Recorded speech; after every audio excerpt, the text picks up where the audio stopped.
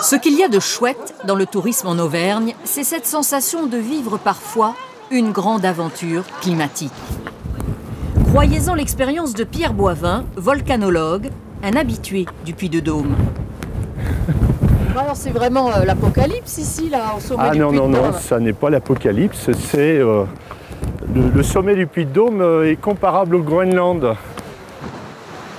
Du haut de ses 1450 mètres, le Puy-de-Dôme, donc, ressemble certains jours à une terre inhospitalière. Le dieu Mercure y avait pourtant posé ses valises il y a 2000 ans. En témoignent les vestiges de ce temple bâti par les Romains. Depuis, le commun des mortels a pris le relais, on s'y presse par tous les temps. Et ce sémaphore minéral qui surplombe Clermont-Ferrand a toujours titillé l'imaginaire.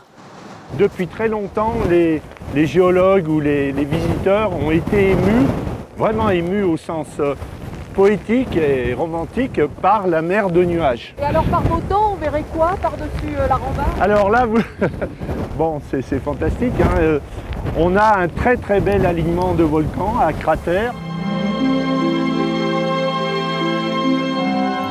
Lorsque les cieux sont cléments, voilà ce que contemplent les visiteurs perchés au sommet du Puy-de-Dôme. 80 volcans aux rondeurs moelleuses, aux courbes épurées, tous différents, tous issus d'éruptions brèves et uniques. Les premiers ont jailli il y a 95 000 ans, les derniers il y a seulement 8 500 ans. Chaussures de rando, sabots et roues de bicyclette sillonnent les coulées de lave recouvertes par la lande. 10 000 brebis et 400 000 visiteurs se croisent tantôt sur un dôme, tantôt sur un cratère. Sous l'œil de Stéphane et Kathleen, les gardes du parc régional des volcans. On va faire un parc à un seul côté. Stéphane et Kathleen donnent à l'occasion un coup de main aux éleveurs. On est dans une zone qui est bien fréquentée par les gens. Donc nous, on passe un peu notre été à essayer de faire rattacher les chiens. Il y a des panneaux un peu partout, de l'info, des plaquettes, pour essayer de limiter un peu le dérangement. Car les brebis de Monsieur Pichon ne sont pas là pour s'amuser, elles. Ces demoiselles sont investies d'une mission. Venir à bout des noisetiers qui colonisent les pentes. 80% des volcans d'Auvergne sont boisés. En broutant, elles dégagent les cratères et les courbes. Je me dis que si notre site est classé au titre de l'UNESCO, c'est en partie grâce à l'activité agricole qui s'y déroule, puisque, imaginons que nos brebis ne viennent plus pâturer, la broussaille monterait jusqu'au sommet des montagnes, et ce site serait vraiment pas beau à voir. Loïs. Les volcans nourrissent les bêtes, mais aussi l'Auvergnat. 2,80. Thierry Courtadon est tailleur de pierre. Il est né dans la lave. Merde. Je cherche un bloc, un volume capable qui puisse passer une commande où on a des marches à faire de 110 par 45 par 15. Donc il est clair qu'on ne va pas prendre un bloc de 2,80 m pour faire des marches d'indice parce qu'on fait trop de chutes. Thierry vient s'approvisionner dans cette carrière. Une coulée de lave crachée par le volcan de la Nugère il y a 14 000 ans. 100, 120. On a 40, il faudrait qu'on puisse en passer 3. C'est juste pour les 40 en épaisseur. Chez les Courtadon, la pierre est une affaire de famille et les volcans, une affaire de cœur. Nous, on n'a que de l'envie, que de la passion, parce que quand on voit tous ces blocs et quand on sait tout ce qu'on peut fabriquer avec et quand on voit la qualité de cette pierre, il est clair que ici, nous, c'est l'Eldorado et puis on trouve toujours cet endroit, enfin cette ambiance aussi merveilleuse, ça c'est clair.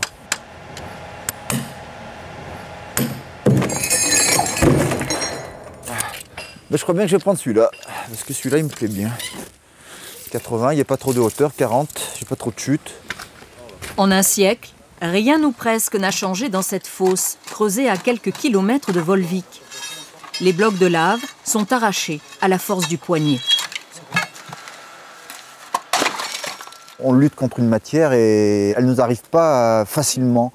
Et cette défiance qu'on a par rapport à elle nous fait que bon, ben, à la fin, notre sculpture, après, enfin notre travail, exprime beaucoup plus de force, de puissance, parce qu'au départ, ça a été un matériau quand même qui a subi des torsions, qui a subi de la chaleur, qui a fondu, qui s'est refroidi pendant des millénaires, et voilà, qui nous donne toute une histoire après qu'on peut raconter.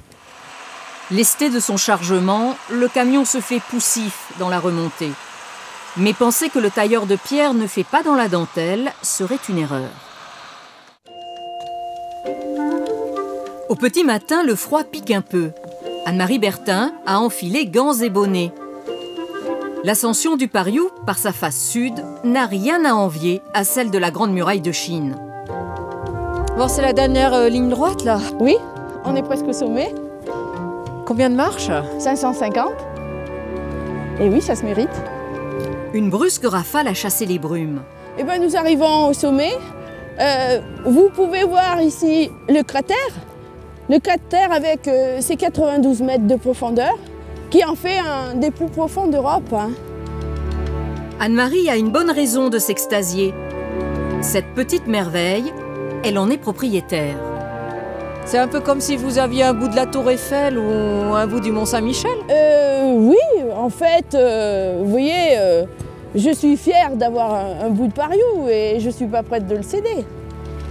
Soyons honnêtes, Anne-Marie n'est pas l'unique propriétaire. Elle partage ce volcan avec 94 personnes. Moi, personnellement, je suis propriétaire sur cette partie F24 qui est située ici. Pour le profane, la situation foncière de ces volcans est aussi indéchiffrable que la carte de Madame Bertin. Parcelles, sections, pourcentages, la chaîne des puits est une multitude de micro-propriétés privées, gérées par des statuts d'une incroyable complexité. Il faut herboriser avec Yves Michelin, géographe, pour découvrir que ce casse-tête foncier remonte à une comtesse médiévale, la comtesse de Montferrand. Elle avait la réputation de manger les enfants et pour se faire pardonner, elle aurait fait œuvre de charité, elle aurait donné tous ses biens à tous les pauvres des villages. Et donc il y avait des puits, des coulées, des bois, des pâturages, des carrières. Et tout cela est devenu la propriété commune de tous les villageois.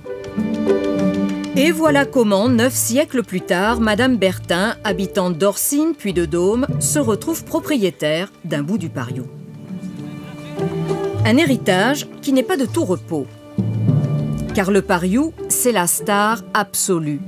Immortalisé par une célèbre marque d'eau minérale, son cratère parfait est devenu l'un des spots les plus prisés des touristes. L'été, on s'y bouscule.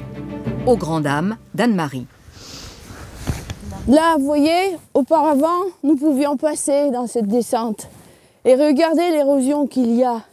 Donc, avec l'aide du parc, il a fallu fermer cette partie.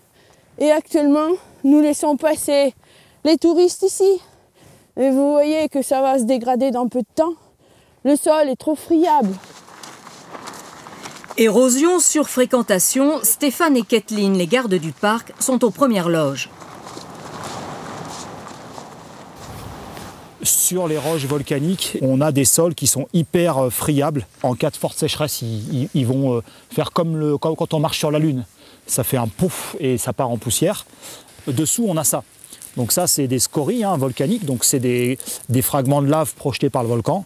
Et donc on a cette terre très facile à mobiliser sur un sous-sol qui lui-même l'est également. Ce ne sont pas les propriétaires, mais les pouvoirs publics qui paient une petite fortune pour restaurer les pentes et aménager les chemins.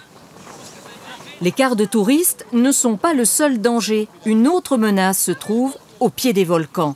Les 400 000 habitants de l'agglomération clermontoise font de cet écrin de verdure leur terrain de jeu. Pour Nathalie Labergère, en voilà un souci.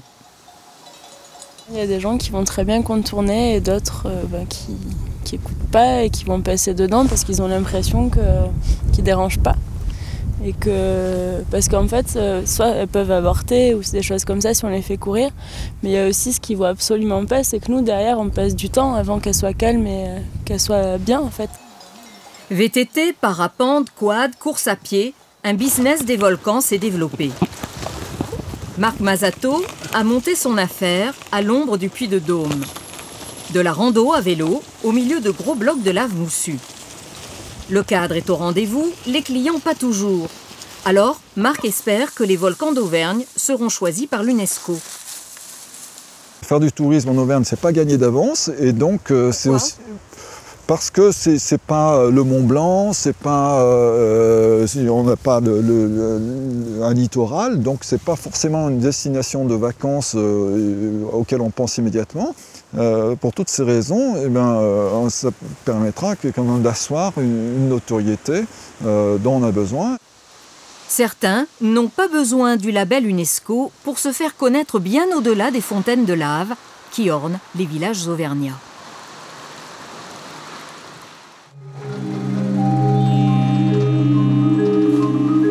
Tel Obélix, Thierry, le tailleur de pierre, ramène son menhir au village, près de Volvic. Ce bloc de lave, brinque-ballé dans la benne du camion, vaut davantage qu'une poignée de sesterces. La roche se vend 1 500 € le mètre cube.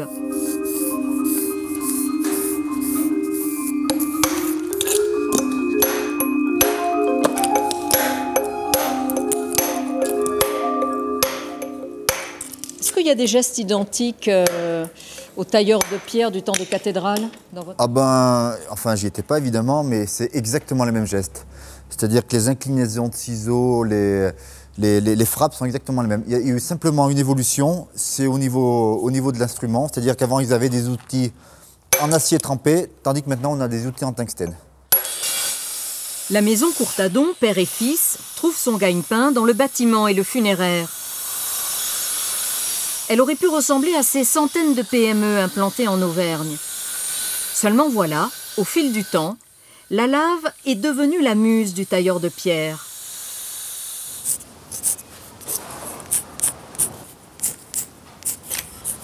Une inspiratrice qui a changé le pierreux en artiste sculpteur.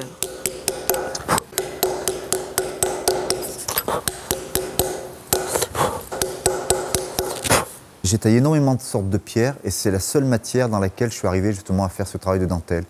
Parce qu'elle a une certaine élasticité, elle est très compacte, elle est très homogène et on arrive justement à la défier en l'évidant, en lui faisant passer la lumière à travers. Qu'est-ce qui se passe si vous ratez une lettre? C'est mort, c'est foutu. Parce que je ne peux pas recoller, parce que si je n'ai pas réussi à aller au bout de ma sculpture, c'est que je n'ai pas été bon. Et dans ma conscience, non, je ne peux pas. Donc on casse, on jette et c'est reparti.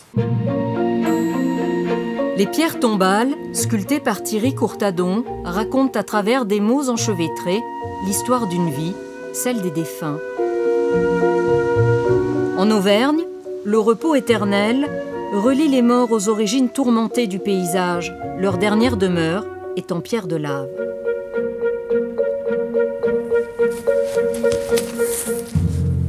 Revoici Pierre Boivin, notre volcanologue. Vous allez aux champignons, M. Boivin? Oui, si on veut, il faut les ramasser. Mais là, on est venu pour les cailloux. En compagnie de ses collègues, Pierre explore les coulées de lave du volcan Kilian. Sous les coups de pelle, apparaît un paysage de cendres, ocre, noir, mélange de minéral et de végétal. Voilà. Voilà du charbon de bois. Le charbon de bois de la forêt qui a brûlé il y a 9400 ans. 9400. Ces volcans paisibles sont-ils des belles au bois dormant susceptibles de se réveiller? La réponse est non. Ils sont bel et bien éteints. Mais une nouvelle génération est en gestation.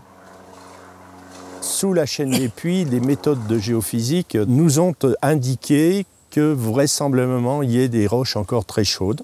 On pense que ces zones où il y a le magma sont très profonds, sont à 15, 20, 25 km de profondeur.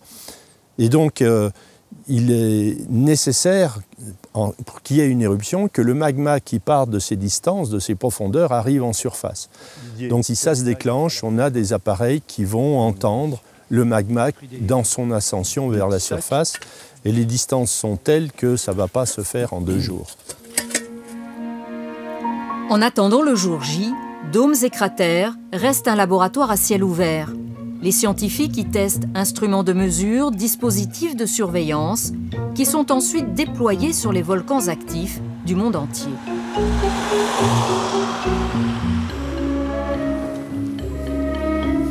Pour Kathleen, la garde du parc naturel, la surveillance est plus terre à terre. Là, en fait, on est sur une zone d'estive où, théoriquement, on demande aux gens de ne pas se garer. Et donc, on va aller voir s'ils restent dans la limite ou pas. Bonjour. Juste pour information, je suis garde nature au parc des Volcans.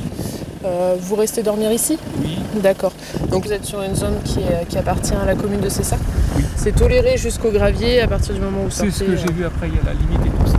Bon bah super. J'ai pas vu d'interdiction, donc on reste là. D'accord. Et bah passez une bonne soirée. Merci. Au revoir. Allez, au revoir, à vous aussi. Derrière, en fait, on a la vue du Puy-de-Dôme. Donc du coup, qui est un coin sympa. Ça attire. Voilà, ça attire énormément. Et l'été, il peut y avoir des véhicules pratiquement jusqu'au bout de la prairie.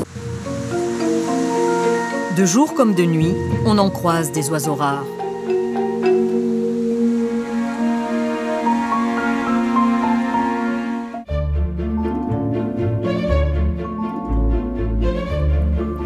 Xavier Baudiment a souvent le nez au ras des pâquerettes. Ça a quel goût, ça? Noyau de cerise, acide. Voici un toqué de la bonne bouffe, un chef fraîchement étoilé. On a un petit peu de lierre terrestre, voilà, ouais, il est beau en plus. Là on est vraiment sur un parfum de sous-bois. Et ça se mange, le lierre? Ah tout à fait, ouais, mais pas le même, le lierre terrestre. Ce qui lui a valu cette distinction, ce n'est pas sa potée auvergnate, mais sa cuisine herbacée. C'est la consoude, donc là on est sur une plante qu'on travaille en ce moment en beignet. Voilà, on est sur le poisson, légèrement iodé. Au gré des saisons, son panier à provisions se transforme en herbier. Le nez affûté comme celui d'un parfumeur, il a en mémoire des dizaines d'arômes. Xavier exerce son art dans son terroir, celui des volcans. Je les ai toujours vus, j'étais dedans, je courais dans la plaine des volcans quand j'étais petit, donc c'est naturel. C'est surtout d'un point de vue émotion, je parle de ma terre, de la terre où je suis né. Donc je trouve qu'il n'y a pas plus belle chose que de parler de sa terre en le faisant de cette façon-là. Le restaurant de Xavier Baudiment se trouve aux portes de Clermont-Ferrand. Allez, zo, on y va, planta. Oseille. 35 couverts, un menu selon l'humeur du chef et la récolte du jour. Les émulsions, on fera l'œuf à la berce. Le lierre terrestre, on partira sur la blette. Consoude, on partira sur la consoude, on en a accueilli tout à l'heure. Faut torréfier la benoîte. Un peu comme du café. C'est ça. Ouais. On est sur le clou de girofle. Ça permet d'améliorer, surtout pour la benoîte, les parfums. L'oseille qu'on a cueilli ce matin, ça. Pourquoi ce mariage? Acidité sur les deux. On est sur un tartare. Tartare de veau qui est brûlé. Et le petit trèfle là, qu'est-ce qu'il amène? C'est pas un trèfle, c'est l'oxalis en fait. Acidité aussi, on est sur les mêmes saveurs que l'oseille. Ici, l'imagination n'a pas de borne. 250 plantes, des plus banales aux plus secrètes, sont travaillées. Et c'est au feeling que vous décidez d'associer telle plante avec toujours. telle... Parce qu'en fait, dans votre tête, vous avez un goût de plante. Vous l'avez, votre goût de plante. Il faut les goûter régulièrement pour ne pas les oublier. Il ne faut pas intellectualiser, il faut laisser faire. La crise est là, le restaurant ne fait pas sale comble tous les jours. Certains lieux ont dû évoluer pour ne pas mettre la clé sous la porte. Ça garde l'eau aussi. Philippe Montel est propriétaire de cette carrière. Avant la Seconde Guerre mondiale, c'était un volcan comme le volcan que vous voyez juste à côté. Il était un petit peu plus petit, certes, mais c'était un volcan du même type. Et ce volcan, il a été creusé au départ pour ses matériaux, pour en utiliser ses scories volcaniques, pour emmener notamment en Normandie après le débarquement, pour reconstruire les maisons qui avaient été détruites. Le volcanologue Pierre Boivin est là pour en témoigner. Philippe Montel doit une fière chandelle à ce lieu unique. Au fil du temps, l'exploitation du site a mis à jour l'anatomie du volcan Lantégie. La morsure des engins dans ses flancs a fait apparaître les strates de lave, les blocs de pierre en forme de bombe, les cheminées par lesquelles s'échappait le magma. Là, on a vraiment tout le volcan vidé de toutes ces scories et on voit vraiment le réseau de filons. En 1992, Les premières visites payantes sont organisées. L'activité industrielle décline alors que le nombre de touristes augmente. Mais n'allez pas prononcer le mot de musée devant Pierre Boivin. Je ne suis pas d'accord avec le terme musée. Musée, c'est un côté, on présente quelque chose qui est du passé. Ici, on est dans du présent. Et il suffit d'un coup de pelle pour avoir un nouvel affleurement, de nouvelles découvertes. Donc c'est vraiment un lieu de travail aussi. Le site reste l'un des temples de la volcanologie dans le monde. De l'exploitation, il ne reste que ces machines rouillées. Mais le vieux volcan n'en a pas pour autant retrouvé son calme. Nathalie ?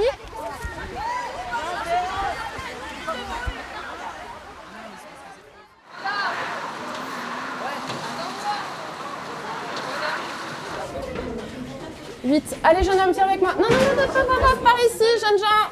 À y regarder de loin, le travail d'Aurélie Campourcy ressemble à celui des bergers des volcans. Parquer une troupe d'ados requiert autant de métier que pour un troupeau de brebis. Je vous demanderai de rien mettre contre la grille. Attendez les jeunes, attendez une seconde. Devenu attraction touristique, le volcan de Lantégie est à nouveau en éruption grâce à une animation catastrophe plus vraie que nature.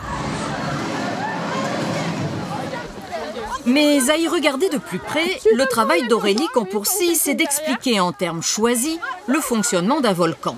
Les parois du volcan, c'est 30 mètres au-dessus de nos têtes. Le magma, pendant l'éruption, pouvait également atteindre ces parois. Grâce à quoi? Eh bien, en utilisant ces branches de cheminées volcaniques que l'on observe. Le magma pouvait traverser le volcan de l'intérieur. Maintenant que l'éruption est terminée, alors rappelez-moi pourquoi elle est terminée. Il n'y a plus de gaz, très bien. On va se rendre compte que la roche va présenter... Aurélie entraîne les jeunes explorateurs dans les méandres des coulées de lave, vieilles de 30 000 ans. Au niveau de la texture, pourquoi poreuse et légère? Parce qu'elles sont légères et il y a plein de trous dedans. Elles ont été traversées par les gaz, c'est ce qui donne ce côté poreux et donc l'aspect léger de ces roches. Ça vous impressionne un peu? Ouais, un peu, ouais. Quand même. Ouais. Franchement, j'aurais jamais imaginé arriver dans un cratère comme ça. Chaque ligne ici, 1h30 de visite. Ces collégiens découvrent le b.a.-ba de la volcanologie. Je croyais que ça faisait que de lâcher de la lave et tout. Le 7e dépôt, et voilà. Aurélie fait partie de la vingtaine de salariés embauchés par le propriétaire de cette ancienne carrière. Celui-ci a misé sur le tourisme et la pédagogie pour maintenir une activité économique. On a eu du monde? On a eu du monde, on a fait nos 850 élèves. Et puis, voilà. À la fin de la journée, Philippe Montel fait les comptes. À côté de son puissant voisin, le parc d'attractions Vulcania, le site de Lantégie fait figure de petit poussé. Bien évidemment, il faut s'adapter aussi au portefeuille de tout le monde. Il faut réajuster en fonction de la situation économique. Des petites tasses d'Auvergne comme ça qui partent bien. Vous avez tout bon an, mal an, l'ancien volcan génère un chiffre d'affaires d'1 800 000 €.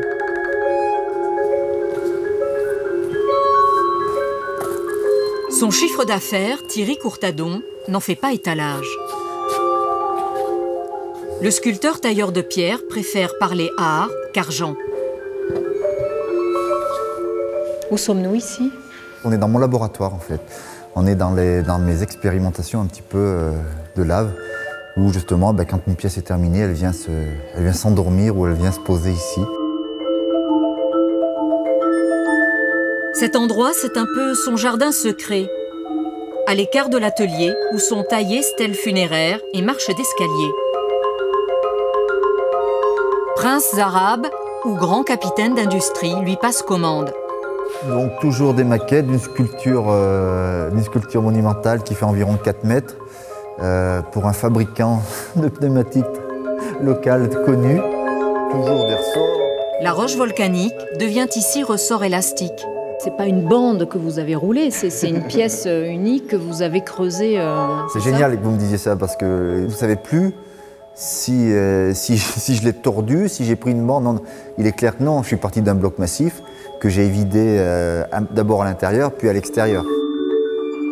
Alors, Thierry Courtadon, combien se monnaie-t-il sur le marché de l'art? Écoutez, je pense pas que j'ai une cote, j'ai pas une cote de marché, j'ai simplement un coût de travail. Il est clair que quand on fait des œuvres monumentales où il y a 1 an de travail à 3 personnes, il est clair qu'elle a un coût. Ça peut aller de 1 000 € à 500 000 €. Depuis des millénaires, la lave coule dans les veines des hommes des volcans. Ces derniers peuvent prétendre rivaliser avec les pyramides des pharaons au panthéon des merveilles de l'humanité.